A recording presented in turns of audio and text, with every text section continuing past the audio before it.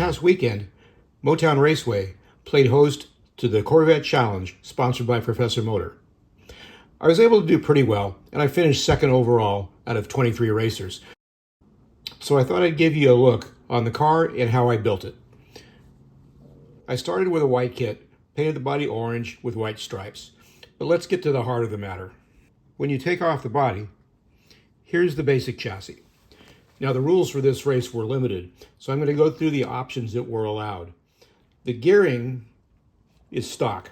We were required to run the 1331 gear, but we were allowed to use an axle tube in the back to brace the rear end. And it definitely makes a difference. It helps in the handling.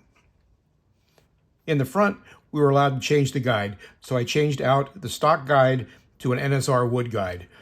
And to me, the biggest difference in the wood guide is not the depth of the guide, but it's the screw that holds the guide in. The standard guide is snap-in, and the screw-in guide definitely allows you to take a little bit of slop out of the guide and makes for a better handling car.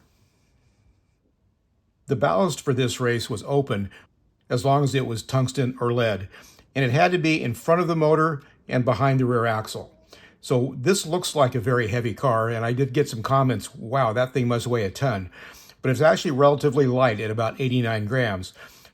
The reason is this is golf club lead. Golf club lead only weighs about a half a gram per linear inch. So I've probably got about 1, 2, 3, 4, 5, 6, maybe at max 7 inches of lead, which is about 3.5 grams, which is normal. A lot of people use the Professor Motor tungsten pucks, which just one puck weighs about the same. I lined the outside of the chassis with one strip of lead, and I put a couple lead inserts in the interior of the chassis. Plus, this is actually 2 ply, so there's 2 thicknesses of lead on the inside of the outside of the magnet holder, as well as on the magnet pocket itself. That's all the ballast I ran. You may be able to see here that I've glued the motor in place, not only at the end bell on this side, as well as down the sides where the motor is attached to the pod. So that's E6000 silicone adhesive, keeping the motor in place.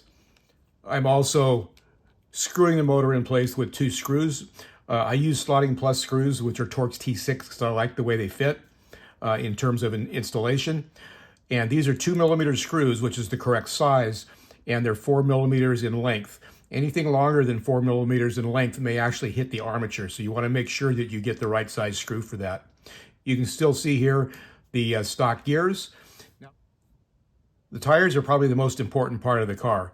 In the front, we're using NSR 5001 wheels, which are 16mm, slightly smaller than stock, and NSR 5000, which are the little rubber band type tires. In the back, we were required to run NSR 5018 wheels, which are 16mm wheels with a lowered shoulder. This is actually a super grip molded in dark gray, so it's a spec tire for this race. Because these are air wheels, we always use foam inserts to fill the gap in the air channel between the wheel and the tire. And on the tires that I prepared for this race, I had a couple different thicknesses of foam. I'm liking the new Slotting Plus strip inserts, which you just peel and stick and cut to size. And on the car that I raced, I used the orange inserts.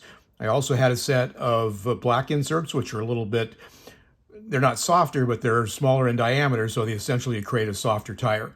And I also tried a couple of tires with 2 black inserts, which essentially, it's kind of like pumping up the air in a tire. So I had 3 different tires of, quote, different air pressures available to try at the track. When you look at the bottom of the car, I have changed a couple things.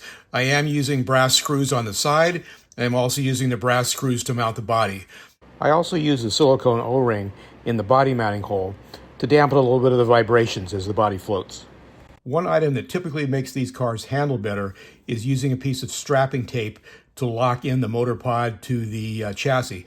And you're not actually locking it in, you're just kind of dampening the movement. So when it moves side to side, it doesn't move quite as harshly against the chassis. And it always seems to help these cars handle better. When I put this car together, I did flatten the chassis in the oven.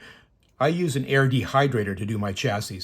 The NSR chassis, what I found in an air dehydrator, likes about 125 degrees at an hour and a half. It takes a while for the air dehydrator to get the temperature up. So it takes a while, but it seems to work pretty well for me.